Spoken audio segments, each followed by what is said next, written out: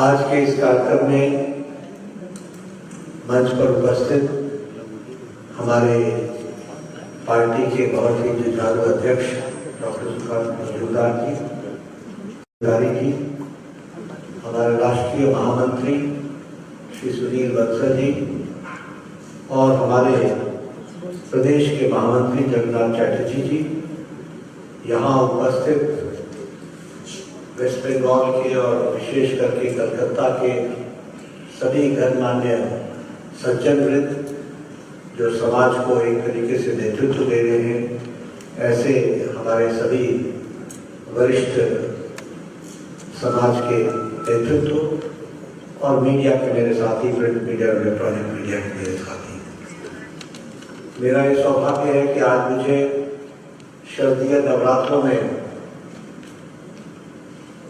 दुर्गा माता के दर्शन करने के लिए यहाँ कलकत्ता आने का सौभाग्य मिला और आज शारदीय नवरात्रों में सप्तमी में मुझे पूजा अर्चना करने का भी सौभाग्य मिला। मैं अपने आप को धन्य सबको भी शारदीय नवरात्रों की और सप्तमी की बहुत सारी शुभकामनाएं देता हूँ। हम जानते हैं कि माँ दुर्गा करुणा की प्रतीक है और शक्ति की प्रतीक है। करुणा से भरी हुई है और शक्ति के लिए हम उनके उपासक हैं और वो शक्ति की प्रतीक है। लेकिन जब मैं बंगाल आता हूँ तो यहाँ जब मैं देखता हूँ कि महिलाओं के साथ जो क्रूरता होती है और जो क्रूरता हो रही है, तो मुझे माँ दुर्गा से विशेष करके प्रार्थना करनी है कि माँ दुर्गा जो सत्ता पे बैठे हैं उनके मन में करुणा आए और हम लोगों को शक्ति दें ताकि इस तरीके के अन्याय को हम दबा सकें और हम इस तरीके के अन्याय के खिलाफ लड़ सकें और न्याय दिला सकें। इसके लिए हम काम करना चाहते हैं। हमारा संबंध बंगाल से विशेष करके इस तरीके से भी है कि हमारे प्रथम अध्यक्ष, हमारे विचारधारा के संस्थापक अध्यक्ष डॉक्टर श्यामा प्रसाद मुखर्जी, जो एक बंगाल की हस्ती थी, जिन्होंने देश में बंगाल का नेतृत्व करते हुए देश का नेतृत्व किया, ऐसे श्यामा प्रसाद मुखर्जी जिन्होंने बंगाल को, जो आज पश्चिमी बंगाल जाना जाता है, इसको उस समय के ईस्ट पाकिस्तान में जाने से रोकने में पूरा भूमिका अदा है और जिन्होंने एक देश में दो विधान, दो प्रधान, दो निशान नहीं चलेंगे, इसकी लड़ाई लड़ी। ऐसे हमारे श्यामा प्रसाद मुखर्जी का संबंध कहीं और से नहीं था, वो यही बंगाल की धरती से था। इसलिए ऐसी पूज्य भूमि को मैं नमन करता हूँ और उनके आशीर्वाद से अपनी बात को रखना चाहता हूँ। मेरा ये सौभाग्य है कि आज आप सबसे मिलने का मुझे मौका मिला है और अभी 2 दिन पहले ही बहुत ही शुभ संकेत मिले कि हरियाणा का चुनाव में हमें को जीत हासिल हुई। झूठ के खिलाफ ये शारदीय नवरात्रों में माँ दुर्गा की कृपा रही कि जिस तरीके से हर तरीके का झूठ फैलाया जा रहा था, समाज को बांटने का काम किया जा रहा था, समाज को तोड़ने का काम किया जा रहा था, तुष्टीकरण की राजनीति की जा रही थी, वोट बैंक की राजनीति की जा रही थी और देश को खंडित करने वाले लोगों को प्रोत्साहन देने की राजनीति की जा रही थी, युवाओं को बरगलाने की कोशिश की जा रही थी, महिलाओं को भ्रमित करने की कोशिश की जा रही थी और किसानों को भड़काने की कोशिश की जा रही थी। इन सब का जवाब हरियाणा की और जम्मू कश्मीर की जनता ने भरपूर किया।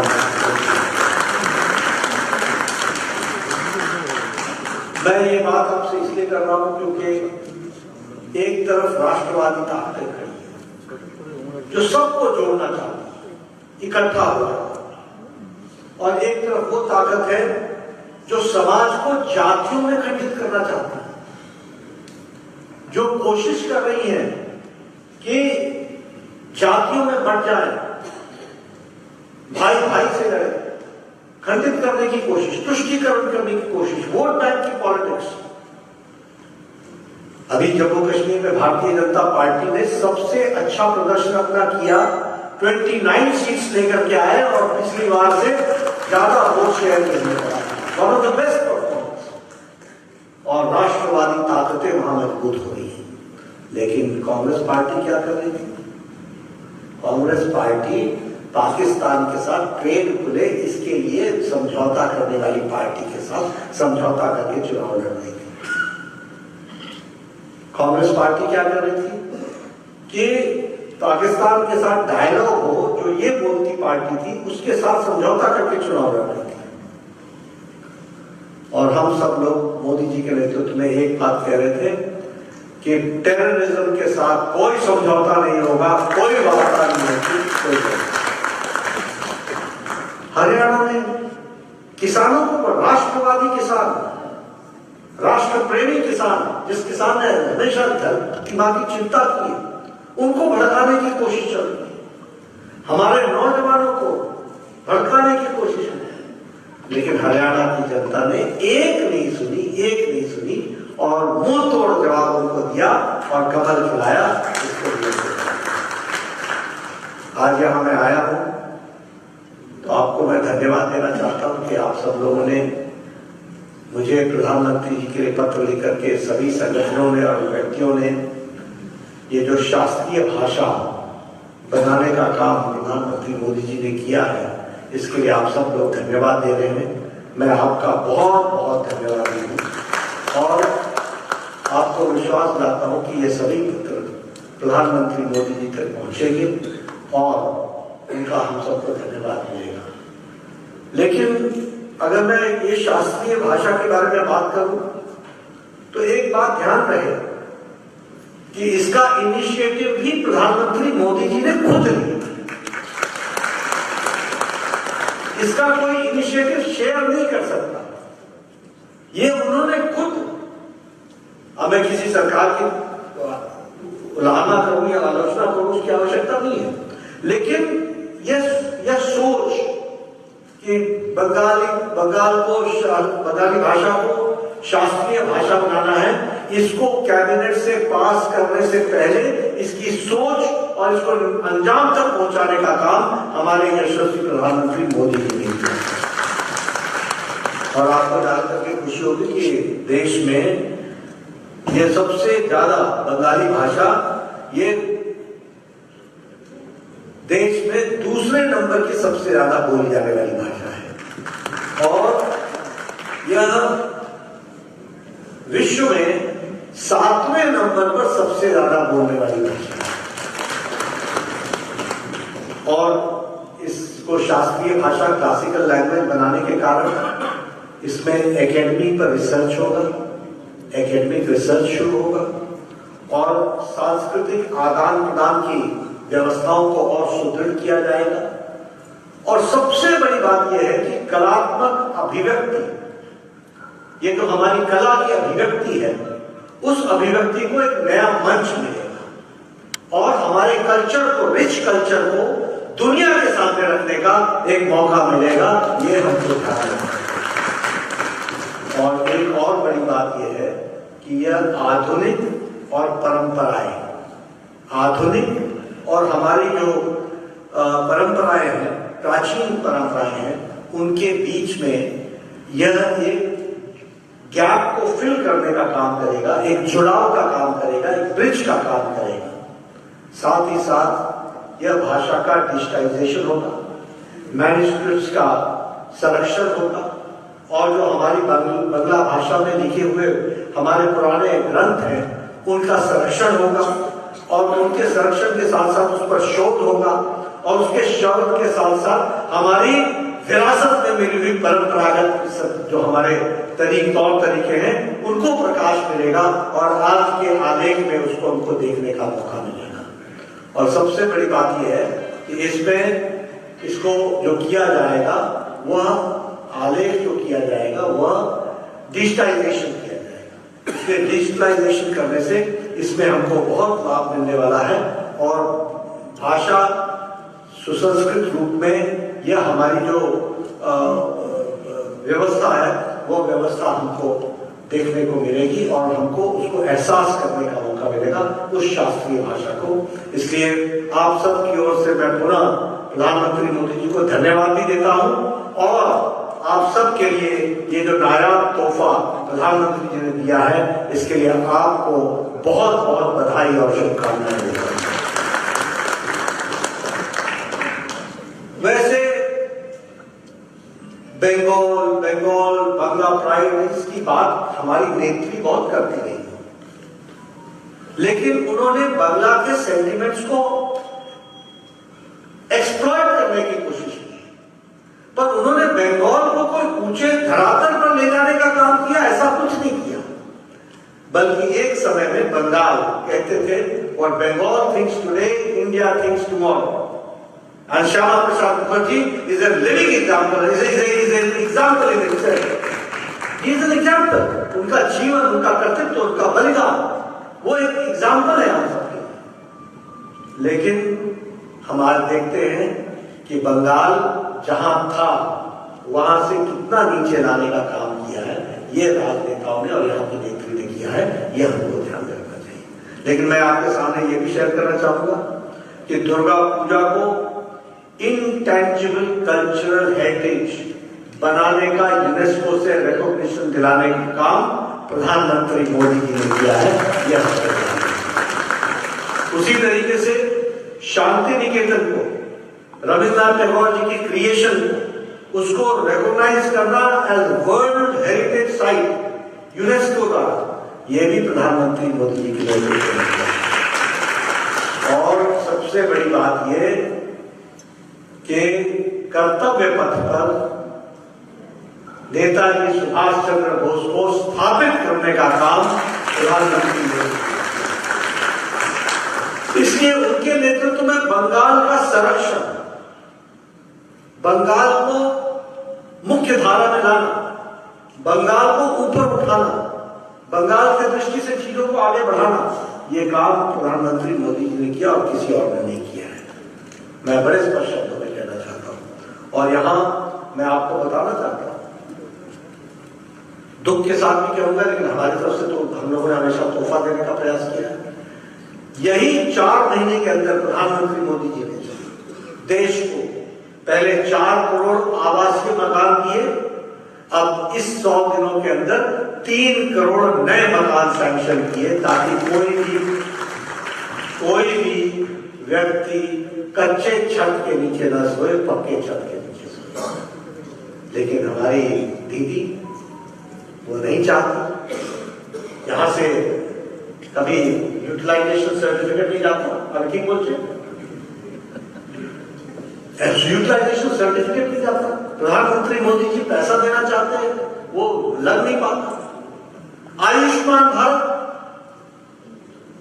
7 करोड़, अभी प्रधानमंत्री जी ने तय किया है कि कोई भी व्यक्ति किसी भी जाति का, किसी भी समुदाय का, किसी भी इलाके का और किसी भी आमदनी का, अमीर हो या गरीब, उसको 70 साल के बाद टिल ही ब्रीथ्स हिज लास्ट, जब तक उसकी जीवन लीला, जब तक वो जीता है तब तक उसको आयुष्मान भारत का 70 साल से ऊपर के व्यक्ति को हर साल स्वास्थ्य के लिए, गंभीर बीमारी के लड़ने के लिए 5 लाख रुपए का हेल्थ केयर दिया जाए। 5 लाख। अब ये बंगाल में भी लागू होना चाहिए, लेकिन दीदी बोलती है होबे ना, होबे ना। अगली बार आपने भी कह देना, आपकी ममता जी की सरकार होबे ना, होबे ना, होबे ना। 4.5 करोड़ परिवारों को हम जोड़ रहे हैं, 55 करोड़ लोगों को हमने जोड़ लिया है। बंगाल के लगभग कोई 80 लाख परिवार हैं जिनको जोड़ा जा रहा है, 55 करोड़ लोगों को जोड़ा है और 12 करोड़ 36 लाख परिवारों को जोड़ा है। 6 करोड़ बुजुर्गों को जोड़ लिया, लेकिन हम बंगाल को नहीं जोड़ पा रहे। तो ये जहां हमको खुशी होती कि मोदी जी देश को आगे बढ़ाना चाहते हैं, वहां बंगाल में पिछड़ता दिखता है तो हमें अच्छा नहीं लगता। ये जरूर मैं आप सबके साथ देना चाहता हूं। अभी हम लोगों ने यूनिफाइड पेंशन स्कीम को लागू कर दिया, 8 नेशनल हाई स्पीड कॉरिडोर की मंजूरी दे दी है, 8 नए रेलवे लाइन की मंजूरी दे दी है, 12 स्मार्ट सिटी, ये जस्ट मैं 100 दिनों की बात बता रहा हूं आपको, 100 डेज के अंदर मोदी जी ने 12 स्मार्ट इंडस्ट्रियल सिटीज को मंजूरी दे दी गई है। इंफ्रास्ट्रक्चर के लिए 3 लाख करोड़ रुपए का सैंक्शन कर दिया गया है ताकि वो 3 लाख रुपए इंफ्रास्ट्रक्चर पर खर्च हो। और किसानों के लिए 18th किश्त, 18वीं किश्त 2-2 हजार रुपए की वो रिलीज कर दी है। 3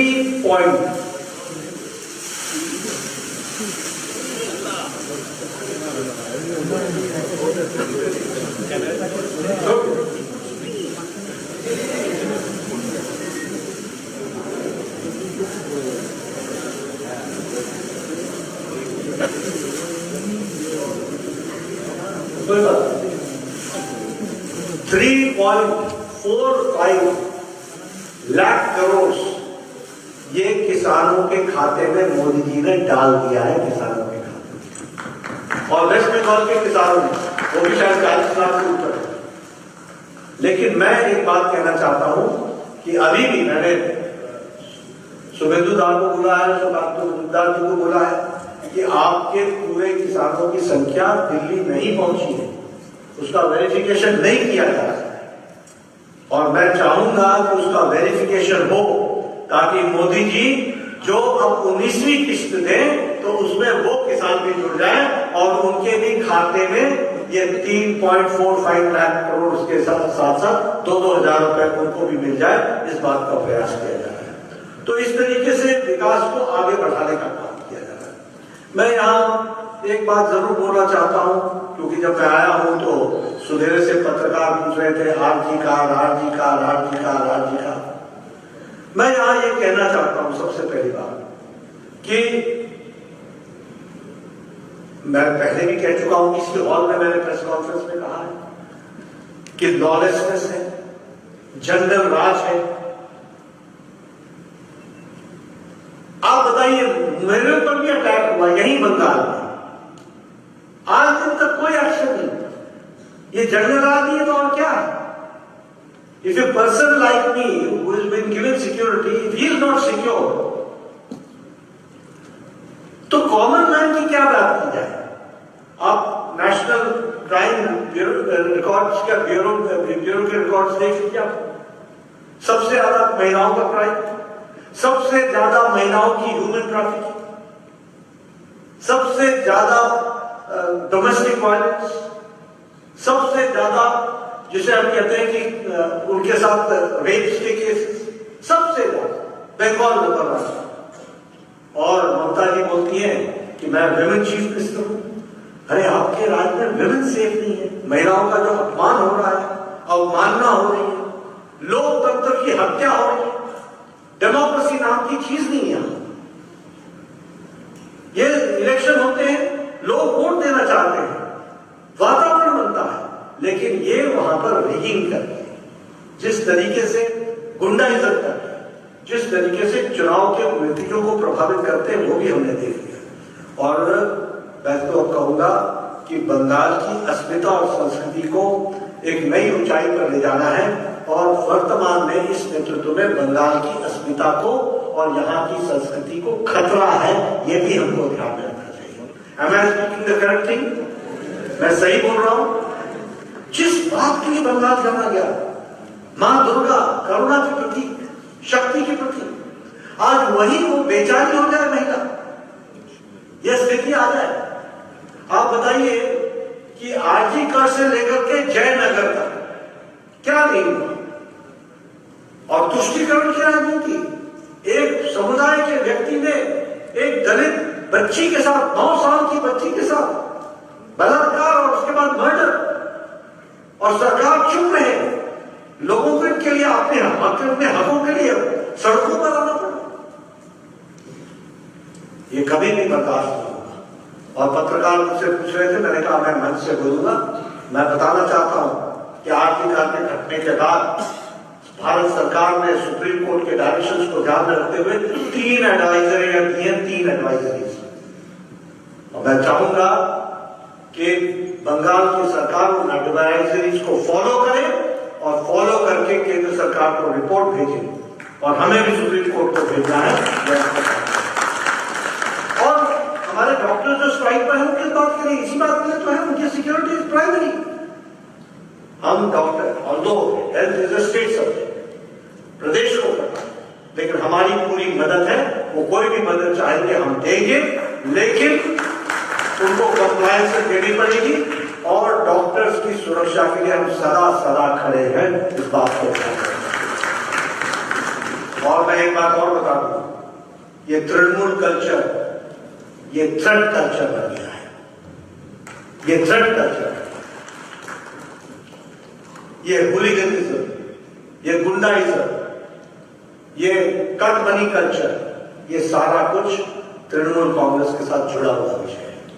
और इसीलिए मैं चाहता हूं कि इस पर भी बंगाल की जनता मुंह तोड़ जवाब भी देगी, प्रजातांत्रिक तरीके से, डेमोक्रेटिक तरीके से, और इसको ठीक ढंग से इसका माकूल जवाब देने का प्रयास किया जाए। इस बात को हमको ध्यान में रखना पड़ेगा। मैं बहुत सी बातें आपसे कर सकता हूं, लेकिन आज मैं सिर्फ इतना ही कहना चाहूंगा। हमारे यहाँ कई बार लोग बोलते हैं प्रगति नहीं हो रही है, प्रगति नहीं हो रही है, प्रगति नहीं हो रही है, लेकिन आप देखेंगे चाहे वंदे भारत ट्रेन हो, चाहे हाईवेज हो, चाहे एलिवेटेड रोड्स हो, चाहे मेट्रो स्टेशन हो, चाहे मेट्रो रेल की कनेक्शंस हो, ये सारा काम प्रधानमंत्री मोदी जी के नेतृत्व में हो रहा है। और इंफ्रास्ट्रक्चर आप विकास न करें, ये आप जानें, लेकिन क्या all India institute of medical sciences Calcutta Kalyani को दिया है कि नहीं दिया है? कैंसर रिसर्च सेंटर को हम लोगों ने अपग्रेड किया है कि नहीं किया है? जो भी गवर्नमेंट के इंस्टीट्यूशन है उनको आगे बढ़ाने का काम हमने किया है कि नहीं किया है? प्रधानमंत्री ग्रामीण सड़क योजना में गांवों तक सड़क पहुंचाने के लिए हम लोगों ने फंडिंग की है कि नहीं की है? अभी 100 दिन के अंदर प्रधानमंत्री जी ने 25,000 नए गांव के लिए फिर से सैंक्शन किया है, ताकि कोई भी गांव ऑल वेदर रोड से पीछे न रहे। लेकिन प्रधानमंत्री मोदी जी ऊपर से पानी का वो पैसा डालते हैं, नीचे यहां जो बर्तन है उसमें छेद है, तो वो जितना जाता है वो पॉकेट में जाता है, वो जमीन पर नहीं लगता है। आपने देखा यहां के मंत्रियों के घरों से क्या क्या निकला है, देखा है ना? तो ये, और जेल में है कि नहीं है? ये लोग या तो जेल में है, या बेल पर है, या इंक्वायरी में है। तो इस तरीके की सरकार चल रही है। लेकिन हम एक बात जरूर कहना चाहेंगे कि प्रधानमंत्री मोदी जी के नेतृत्व में देश आगे बढ़ रहा है। आजकल एक चर्चा चल रही है बेरोजगारी, इन्फ्लेशन। इनको मालूम नहीं है इन्फ्लेशन के बारे में, इनको बताना चाहूंगा मैं। ये पढ़ते लिखते कम है, लेकिन मैं इनको थोड़ा सा जरूर बताना चाहूंगा। इन्फ्लेशन की अगर मैं बात करूं, सारी दुनिया का ग्रोथ रेट लो है, सारी दुनिया का इन्फ्लेशन रेट हाई है। कांग्रेस के जमाने में जिसकी समर्थक ममता जी भी थी, उस समय कांग्रेस के जमाने में इन्फ्लेशन डबल डिजिट में था, डबल डिजिट में। आज इन्फ्लेशन को हम लोगों ने 5 से नीचे रखा है। और जो हमारा ग्रोथ रेट है उसके बारे में मैं बताना चाहूंगा। ऑस्ट्रेलिया का ग्रोथ रेट 1.6% है। यूनाइटेड स्टेट्स ऑफ अमेरिका का ग्रोथ रेट 2.7% है। कनाडा का ग्रोथ रेट 1.2% है। जर्मनी का ग्रोथ रेट 0.7% है, 0.2% है, सॉरी। फ्रांस का ग्रोथ रेट 0.7% है। चाइना बताता नहीं अपना ग्रोथ रेट। ऑस्ट्रेलिया से लेकर, यूरोप से लेकर, अमेरिका से लेकर, जापान से लेकर सब जगह आर्थिक मंदी है कोरोना के बाद, लेकिन इंडिया का ग्रोथ रेट 6.8% है। और अभी मूडीज बोलते हैं कि 7% भी जा सकता है, ये प्रोजेक्शन है। तो भारत मजबूती से आगे बढ़ रहा है, और मैं चाहता हूं कि बंगाल भी उसी तीव्र गति से आगे बढ़े। इसलिए मैं आज सप्तमी के दिन जब दशहरा में यहाँ आया हूँ तो आपको पहले बधाई देता हूँ कि बंगाली भाषा शास्त्रीय भाषा बनी है। आप सब लोगों के लिए उसके लिए बहुत बहुत शुभकामनाएं और बधाई।